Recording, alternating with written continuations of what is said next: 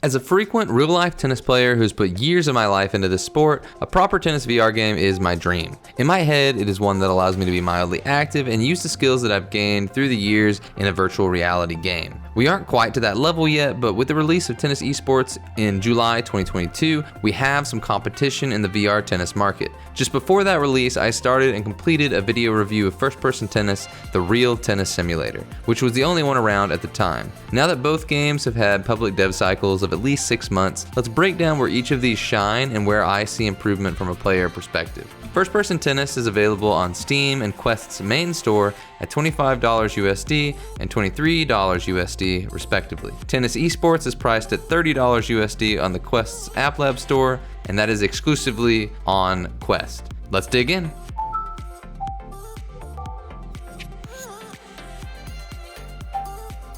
There is always a choice devs have to make when making sports titles, and that is how real to life are they going to make these physics, and how much are they going to help the player either to create a lower barrier of entry to beginners or to facilitate multiple tiers of competition. First-person tennis approaches this by offering 2 physics modes to play in, either amateur or simulation. Amateur does a good job for beginners in the game coming out the gate as it keeps things relatively deep in the court, has a reasonable adjustment for the angle of the hit so that it goes to moderately where you aim in the court, and has a big sweet spot for error in your swing. I really like that this mode exists, and I think it has improved slightly since my last review. It does its job well for those looking to hop in with friends and just kind of smack things around in VR. However, the change from amateur to simulation is very much 0 to 100. It feels a bit like going from walking to riding a bike. Both are good, but I would have really liked like a training wheels option in between. But let's not neglect discussion on the simulation mode itself. Last time I had a significant amount of criticism for the mode, but I don't know if it has been the recent quality of life changes to the mode or just having played more and more sports VR titles,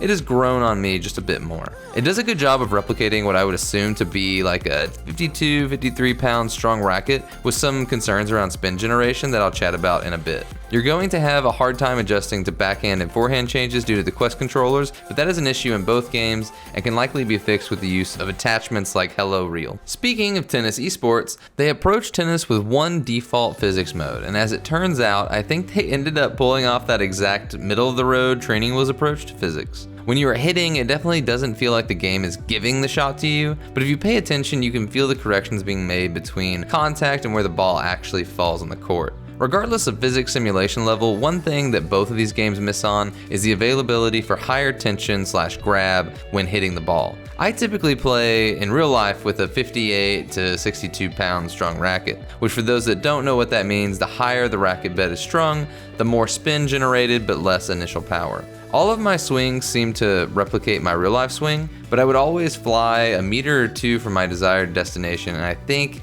this string issue is the reason. Especially with a move in modern tennis to higher spins overall, I hope to see tension options, or at least spin options, available within both of these games soon, as the lack of spin severely affects my personal enjoyment of both games. Movement is the part of the equation where real life and VR start to separate. In tennis esports, you either have the ability to automatically teleport to where the ball is coming, auto run to that location, or actually run, meaning you need like a tennis court sized room to play. I personally think that a player controlled motion will need to be added if tennis esports hopes to get a competitive community behind it. In first person tennis, auto run and teleport are available, but you also have manual stick movement via fixed court direction or controller direction and run by moving your arms. First person tennis's options are definitely superior, but there is still nothing that feels near movement in real life. Manual options end up being more abrupt than desired, and at first I thought that was a first-person tennis problem when I did the review back in July, but after playing the pickleball game and tennis esports,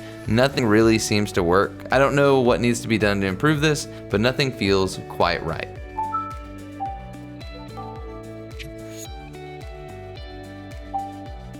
Now we have the physics established, how do these games use their physics for fun and practice? Both games have a pretty robust set of practice tools for baseline shots, volleying, and serving. When it comes to practice, tennis esports allows you to have a bit more focus work that you can aim, cross-court forehand, down the line backhand, etc. First person is more free roam, with cones around the court that you can decide whether or not to aim for. One big practice and gameplay item that tennis esports is missing is the ability to play against AI. In first-person tennis, you're able to play practice matches, or in the single player campaign matches against the game's AI. The single player campaign is basic enough where you give yourself stats in all aspects of the game, customize your character, and then launch into a season of tennis, traveling all around the world to play various opponents in new environments. It's a fun addition to a game. Tennis esports takes the high score approach to single player, as it has a mirror mode where you can play with yourself to get a high score, but the slow teleportation option to do this is pretty boring in my opinion. The really fun game to play is Hit 'em All, where you are playing on a neon court with constantly moving position and target.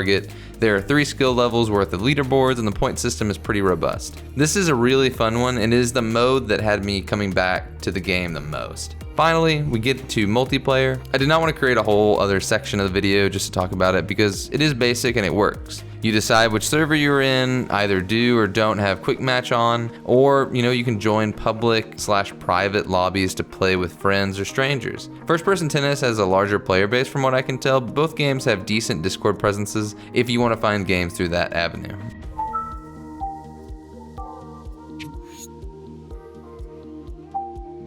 Between these games, the choice for you will be a bit difficult because I'm honestly kind of torn myself.